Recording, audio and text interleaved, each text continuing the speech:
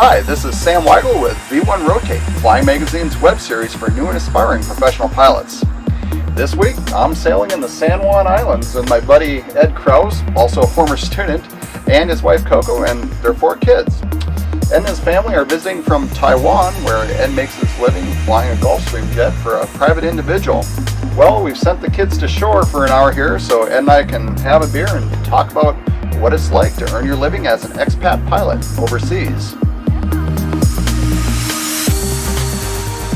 So Ed and I, when we first flew together, I think this is like 23 years ago. I was working on my instrument rating, and it was right after September 11th. That's right, yeah. It seemed like you were on a very typical path for at the time. You flight instructed, I think you flew freight a little bit. Yep. And then you went to the regional airlines. Yep. And you were there for a bit. Yep. And how did you get from that very typical path of the time to going overseas to fly? Well, at the time I was single, and I didn't have a lot of baggage, and I did a lot of jump seating, which I'm sure you did too. Yep. And I just thought, let's see what China looks like. And I was kind of surprised when I first arrived. You could drive through Shanghai for 2 hours and still see skyscrapers in every direction. It seemed like the steam was full on, lots of things were happening. It was very exciting. It was something I didn't want to miss, see the rise of China. Yep. You know? I remember at the same time, the pilot hiring market in the U.S., it was still, post 9/11, I think it was during the 2008, 2009 crash, there just weren't a lot of opportunities and not a lot of growth at the regional airline you were at. Yes. And I remember it seemed like you had already decided to move to China. I know you were learning Mandarin at the time. I was, yeah. And then suddenly you ended up getting hired by a Chinese airline. Yes. Can you talk about how that came to be? Well, at first I saw an advertisement on the wall in the crew room at the airline I was working for. The money seemed very good compared to what I was making. Yeah, the regionals weren't paying much back then. No. So I jump seated over, and I went to see if it was real. So I went over there and met the chief pilot, and I did the medical test, which was... That's no joke in China, right? Yeah, they do a lot of extra tests. There's a test where you wear like a hat with brainwave things. Yeah. It's very, very thorough, so I kind of had the confidence to proceed to the next step, which was the written test, brute force memorization. Right. Is it your turn to go on the boat? Are you excited? Yeah, I enjoyed it. It was very exciting. It kind of felt like the Wild West because it was kind of like a startup airline. The procedures and SOPs and things like this were kind of still evolving. Right, yep. And a lot of people from all over the world, different backgrounds. Yeah. What were you flying there? It was a CRJ 200. Okay, so same thing you had been flying in the U.S. Yes. Now, you came in as a captain, correct? You were a direct entry captain, which back then was a rare thing. Of course, now at the U.S. regionals, it's common. Back then, I remember it was common to go overseas as a captain and then fly with local first officers. Was that kind of what the setup was there? It was mostly Chinese first officers? Yes, it was. And it was very interesting. Yeah. They were very suspicious of us at first. They would ask us questions like, are you counting the planes you see and reporting them to your government? Right, and things like this. Oh, wow. Yeah, they were very that's suspicious about what we were doing there and what we wanted. Yep. And they were concerned that we were there to take away their jobs. Right. But after we became friends, I guess they realized that, we're kind of there to help them as we can. And we're not going to be there forever. Right. And we became friends. Yeah. I think that's kind of a common thread I hear from expat pilots is that that when you go there, you're essentially, you're kind of a time-limited mercenary. Yes. While the locals gain experience. Yes. And eventually, once the locals can do the job, you're gone. At some point. Yeah. So, that being said, you were at the airline there for how long? About 2 or 3 years. Wait, don't row. Okay, row. Daddy, what are you drinking? The airline had some problems. Yeah. And they were grounded for a little while. Yep. And during that time, business aviation was just starting. And we were already there. We had resident permits, work visas, Yep. and the Chinese license. Yeah. So it was an easy transition, and it was kind of a no-brainer. Yep. They needed people, and we were there. Yeah, they were recruiting from your airline. Did they seek you out specifically, or did you... Not me specifically, but there was a group of people. Yeah. It was just being in the right place at the right time. So, I believe this is one of the first jet management companies in China, correct, at the time? Back then, there were one or two. Tell me a little bit about what that was like, flying the business jets when that's a brand new thing in China. Wow, how do I answer that? I guess it was an airplane. It was a new type rating for me. Yeah. So, we got sent to America to do type rating training in the simulator. Yep. And we came back and we had not much experience on the airplane. And the aircraft manufacturer, they sent an instructor pilot for 25 hours. Okay. Because it was so new, we didn't really have much, like, what do? We just, okay, here's the airplane, and the owner's going to be there at 10 o'clock. Like, right. We weren't sure what to do. Do we stand outside and say hello to him, or do we sit in the cockpit? And yeah, we just kind of did the best we could to make everybody happy. You flew a couple of different aircraft types there, correct? Yeah, I flew a Gulfstream G200 and a Lear 60, and a Gulfstream 450, 550, 650. Oh, okay. I'd say the trips were mostly 60% Asia. Yeah, okay. And then some long distance ones to Europe and America. Okay. The sea lines are having a meeting and they're discussing who's going to bite which kid. So you're flying out of Taiwan right now.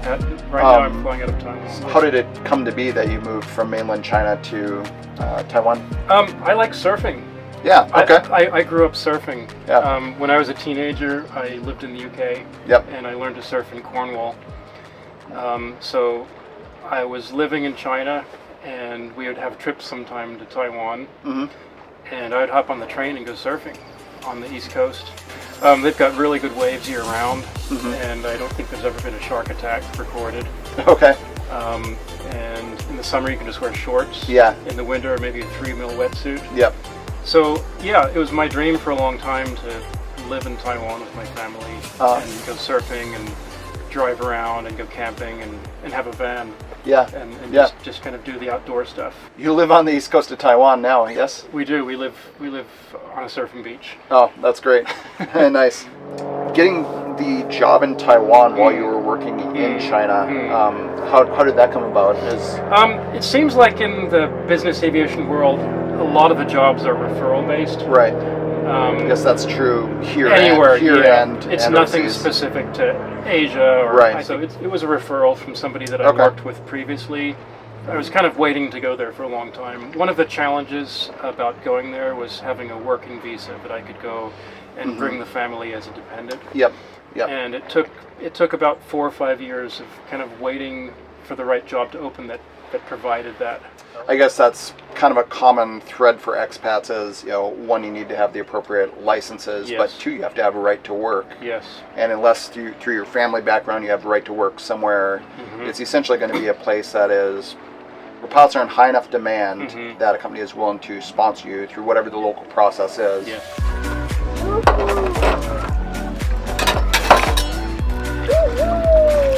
Careful, it's hot.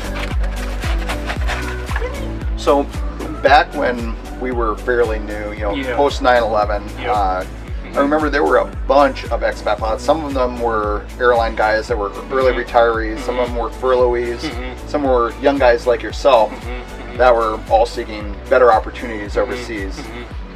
After about 10 years of that, it seemed I stopped hearing about it from our side. Yeah. Have you seen kind of that change from your side in the expat market? I do notice that.